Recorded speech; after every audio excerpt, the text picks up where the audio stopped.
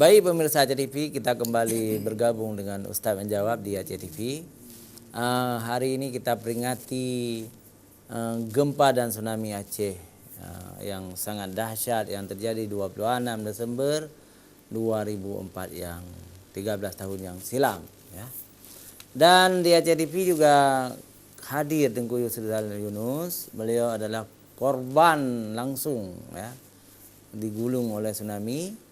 Kita ingin tahu kapan beliau sadar, juga kita ingin tahu berapa keluarga beliau yang meninggal dunia. Silakan. Ya, alhamdulillah. Waktu saya sadar itu saya itu sudah di Lipo gitu. Kok sekarang di Lipo ya. Jadi waktu saya ketiduran tuh saya capek, saya ketiduran. Sesak napas saya.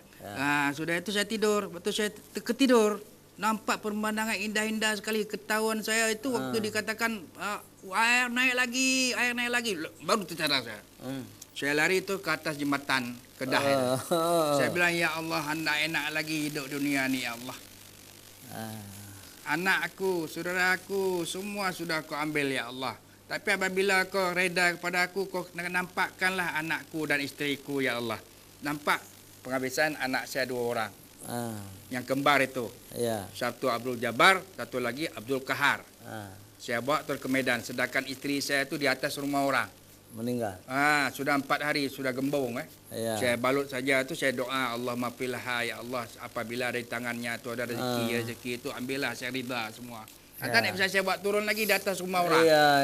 Maka diambillah dengan relawan. Diambil orang. Sudah itu saya bawa ke Medan, naik kapal tentera itu, Hercules. Dibawa anak saya semua di servis sudah sampai sana.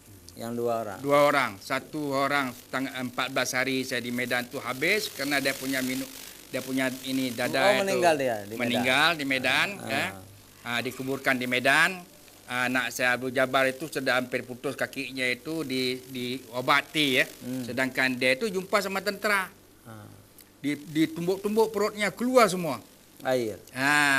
Satu lagi jumpa sama polisi kena nak paham apa itu kan, nggak tahu kali ada itu kan, sedangkan orang itu kan gabuk. Dikasih tidur aja. Nggak ada itu alhamdulillah memang sudah waktunya kan. Yang meninggal berapa orang anak? 3 orang. Pertama sekali yang kakaknya itu Fitri Hawani. Sudah semester 3 dia. Satu lagi Abdul Kahar yang meninggal. Itu di Semea. Kelas 1 mau naik kelas 2. Satu lagi Seri Hawana. Mau masuk SMA. Habis semua.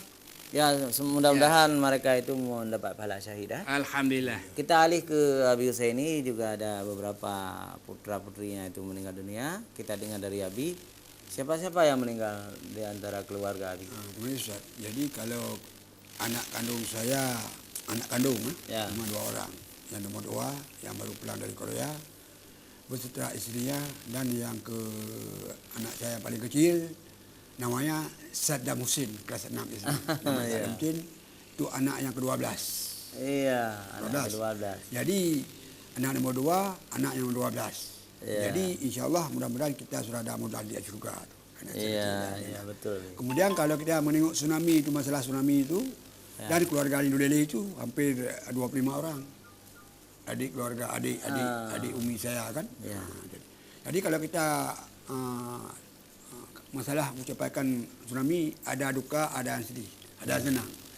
Begini, yang ingin saya sampaikan Ustaz begini, kadang-kadang waktu tsunami itu yang sedih kita lihat bukan orang kita yang bantu, yang berlaku semua. Jadi orang lain yang bantu, ada macam-macam juga lah. Baik, nanti kita ceritakan orang lain yang bantu ya.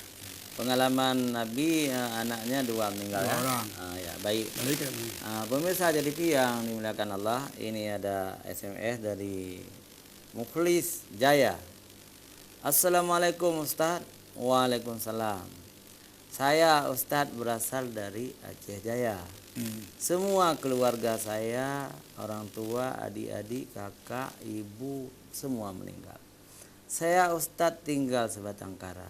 Sekarang berada di Banda Aceh Ustadz.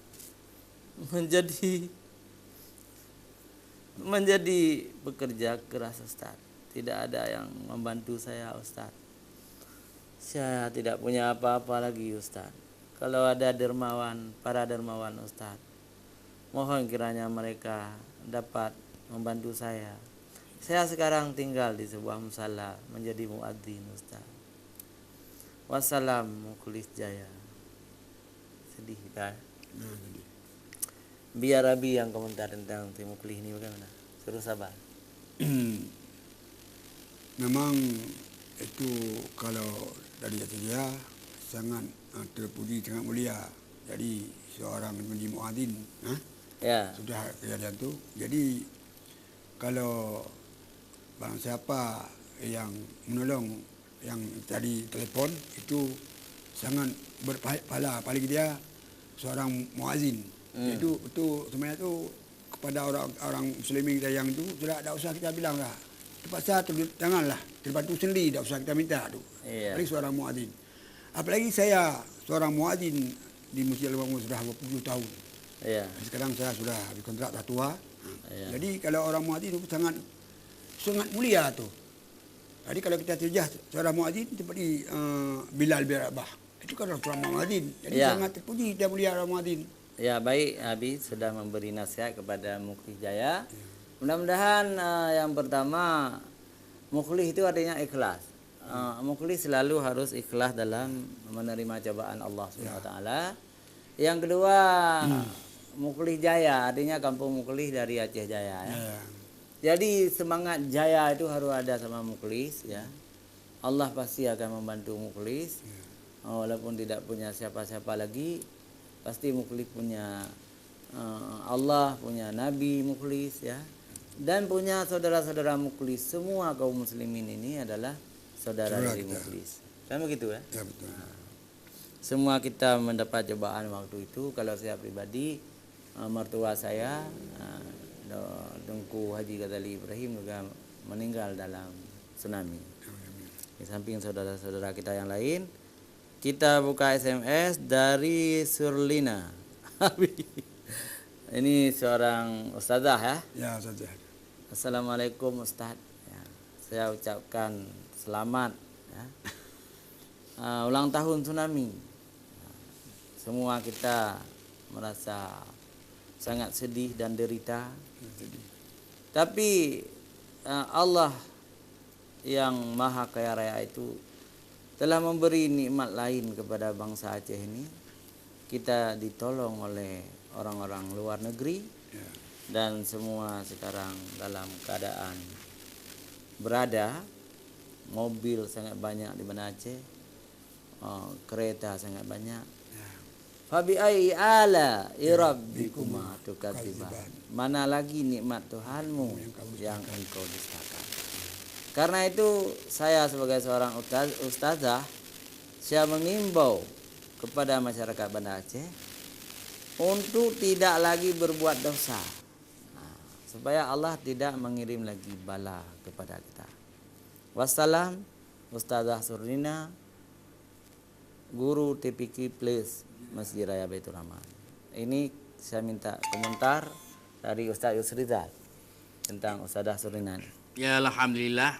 Itu macam begitu dikatakan betul, ya, betul. Karena tidak dihancurkan, ya, tidak diturunkan laknat oleh Allah Subhanahu wa taala apabila di negeri itu tidak ada berbuat kemaksiatan. Tapi apabila dibuat kemaksiatan, ya, sudah lalai, tidak mengingat akan Allah lagi, tidak senang lagi dengan beragama, ini akan datang.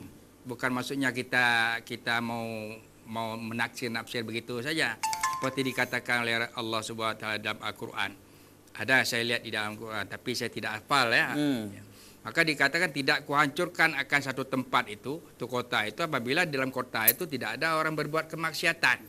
Jadi apabila sudah banyak seperti tsunami berbuat kemaksiatan, sudah dibuat ini panggung-panggung untuk keyboard, didatangkan orang daripada orang-orang yang mabuk-mabuk, ya. Ini datang dia. Sudah kita rasakan. Kalau dapat kita minta kepada Allah Subhanahu wa taala, di negeri Aceh ini jangan ada orang main keyboard atas itu tidak tahu diri lagi.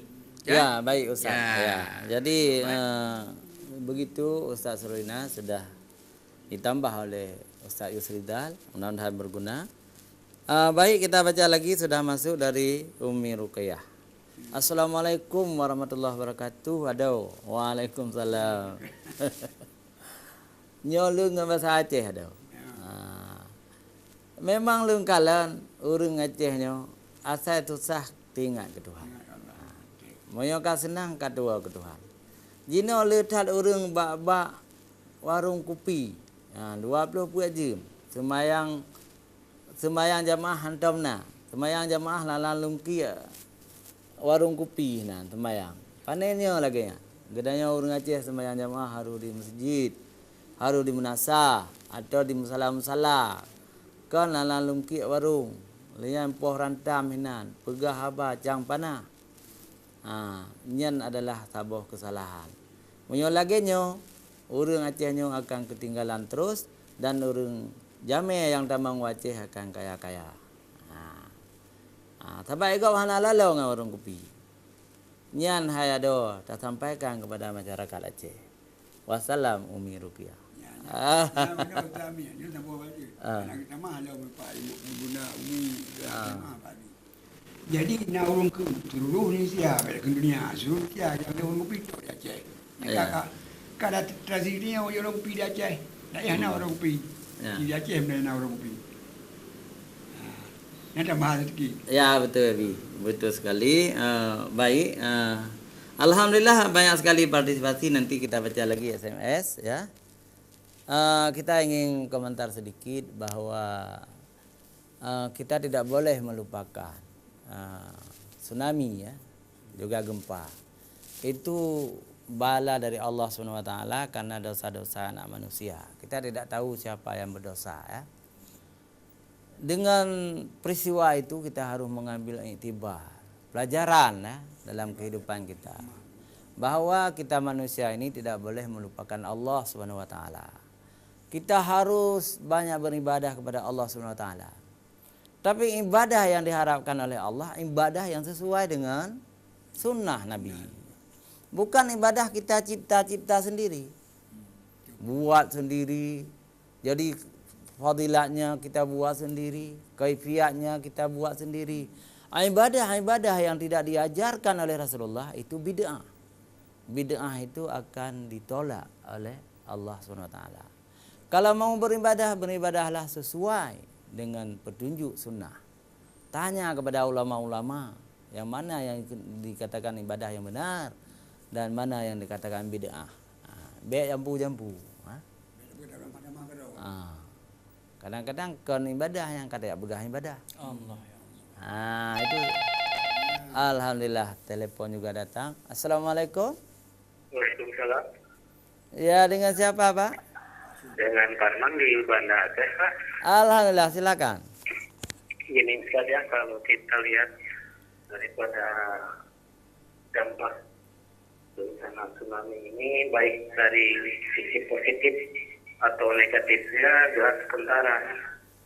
Mari kita sikapi, misalkan dari segi infrastruktur, dengan setelah terjadinya tsunami ini banyak pembangunan yang besar yang melebihi daerah-daerah lain pembangunannya yang terjadi di Aceh.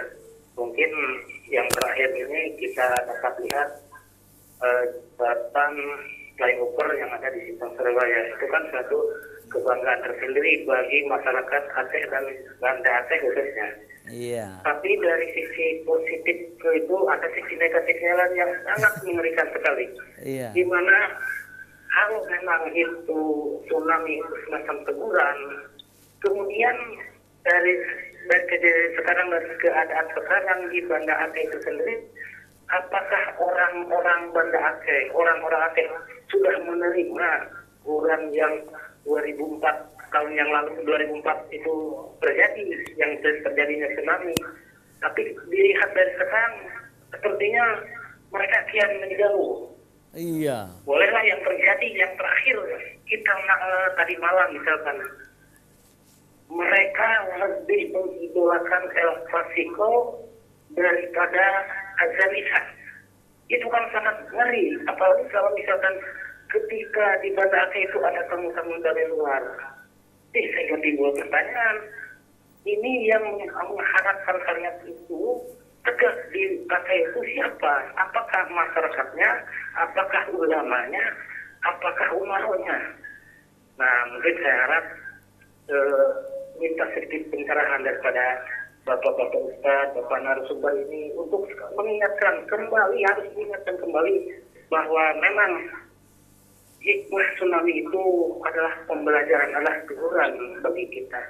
Demikian Ustaz. Assalamualaikum warahmatullahi wabarakatuh. Waalaikumsalam warahmatullahi wabarakatuh. Saya minta komentar dari siapa nih?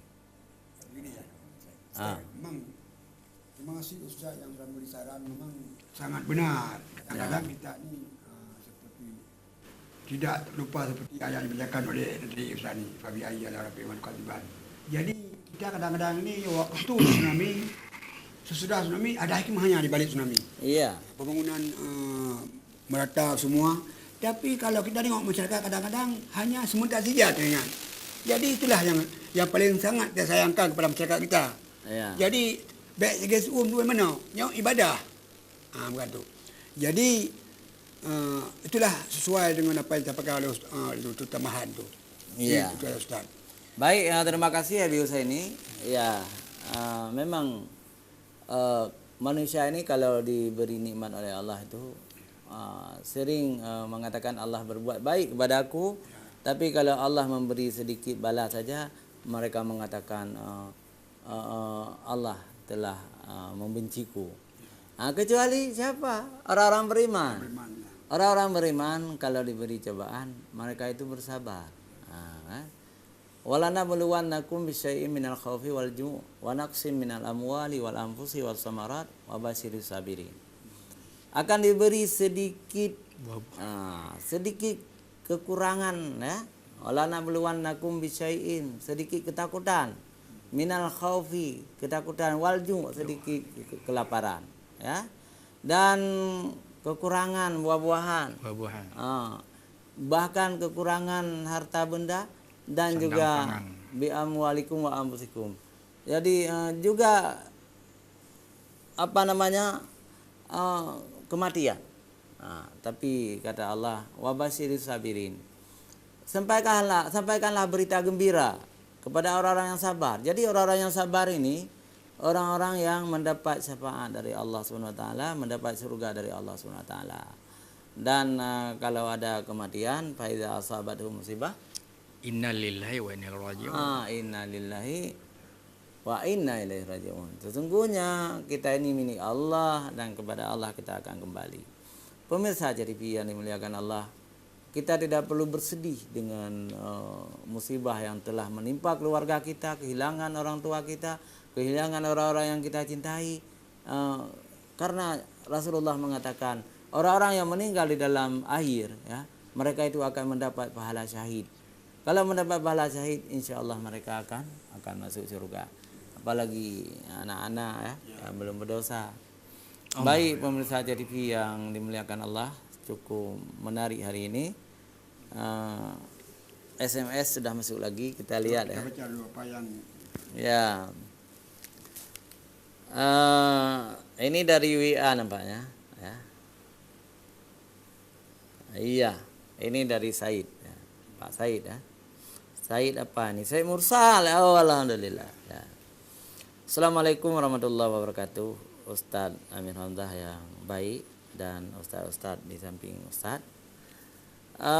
Kita memang harus mengambil pelajaran dari musibah gempa dan tsunami yang maha dahsyat itu. Aceh yang dulu tertutup karena di boikot oleh mereka yang lain. Tidak ada lagi ke Aceh itu tamu-tamu negara, tamu-tamu luar negeri, tidak ada lagi turis-turis waktu itu. Tetapi Allah SWT cinta kepada Aceh, membuka Aceh dengan lewat tsunami, gempa dan tsunami. Aceh yang dulu konflik antara pemerintah pusat dan GAM, dengan berkat adanya tsunami juga akhirnya dua permusuhan ini menjadi damai. Bukankah semua ini nikmat Allah yang perlu kita syukuri? Bukankah semua ini harus diketahui oleh anak-anak Aceh yang lahir setelah tsunami? Ini yang perlu kita tanam kepada anak-anak kita. yang lahir setelah tsunami atau waktu tsunami mereka masih kecil. Mereka tidak tahu hikmah tsunami. Demikian menurut saya. Wassalam, Said Mursal. Baik Bapak Said Mursal, ini kan keturunan Rasulullah ya. Bagus sekali Bapak Said Mursal apa yang telah Bapak sampaikan. Mudah-mudahan iya semua keluarga, semua orang menurunkan nilai-nilai tsunami ini, nilai-nilai gempa ini kepada anak-anak, supaya anak-anak kita jangan lupa dengan peristiwa yang dahsyat ini yang menewaskan sampai 300 berapa? 700 yang saya sudah dengar saya baca waktu itu 789. Yang 100 yang ditulis biasanya sampai 300-an lah, 300-an ribu ya. Tapi bisa jadi sampai 700-an karena seluruh Aceh, bukan cuma Aceh aja. Tapi kalau anak-anak Aceh ini lupa kepada tsunami, lupa kepada penderitaan orang-orang yang korban itu, mereka tidak takut memperturutkan hawa nafsu ya. Tapi kalau mereka ingat bala yang dikirim oleh Allah SWT ini, kemudian Allah juga memberi bantuan lewat manusia lain datang ke Aceh membangun rumah-rumah ya. Semuanya orang Aceh itu akan menjadi orang yang bersyukur kepada Allah SWT. Tapi kalau lupa mereka kepada peristiwa itu, orang-orang Aceh ini akan menjadi orang sombong, takabur dan tidak bersyukur kepada Allah SWT.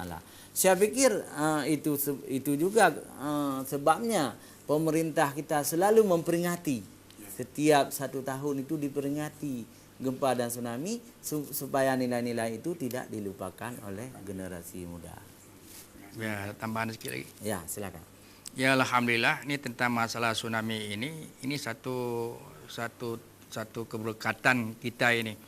Karena apabila tidak terjadi tsunami, mungkin di Aceh perangnya itu seperti tsunami juga, bergelimpangan manusia-manusia. Iya. Ya, seperti diturunkan nanti kapal pesawat ya, pesawat mana tahu kita Bengehetatnya pusat, dia turunkan segala macam armada diserang kita. Hancur kita itu seperti bergelimpangan orang Aceh seperti tsunami itu juga. Nah, ini perasaan saya ada timbul ya. Karena saya taat juga kepada Allah, bukan taat ya. Jangan dibilang tidak taat, kita salat 5 waktu sehari semalam, bangun malam lagi. Ini sekarang bagaimana? Kita sudah sejahtera, sudah merdeka segala macam. Sudah merdeka daripada tsunami, daripada kemiskinan. Sudah dibantu sama orang lain. Apakah ingat Allah?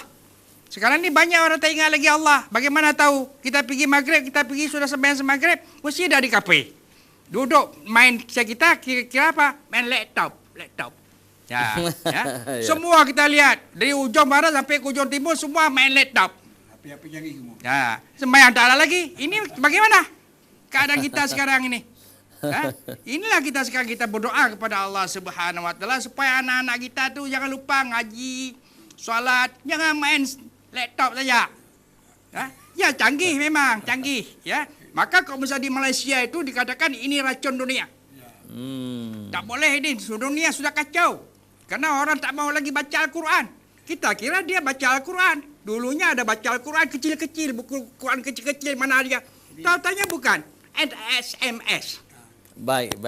Ya. Sudah habis ya? Ya. Baik, kita kembali ke Tengku Mursal Arsyadi ya, lewat Twitter. Ya, ini luar biasa ya. Assalamualaikum Ustaz, saya berada di Langsa, tapi saya bisa pantau lewat streaming. Ya, jauh nih.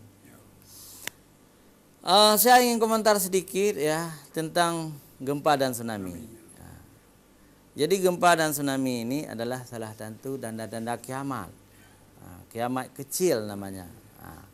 Kiamat kecil saja bisa menewaskan paling banyak manusia, apalagi kiamat besar. Karena itu kepada umat Islam, saya mengimbau supaya mereka itu terus menambah keimanan dan takwa kepada Allah SWT. Dan anak-anak Aceh itu harus mengambil pelajaran. Kita jangan sibuk di warung kopi. Silakan pergi ke warung kopi, minum, katakanlah 20 menit, kemudian pulang kerja dan kerja. Begitu juga orang-orang tua, jangan berjam-jam di warung kopi. Orang-orang tua, pejabat-pejabat, anggota DPR dan sebagainya, supaya memberi teladan kepada anak-anak muda. Jangan menjadikan warung kopi sebagai tempat poh rantam. Urang warung kopi pun hana galak ke menyotek-tek tahap warung kopi. Karena anak orang lain ni aje kopi kah kita nongkrong enak. Jadi wassalam dari Lun Tuan.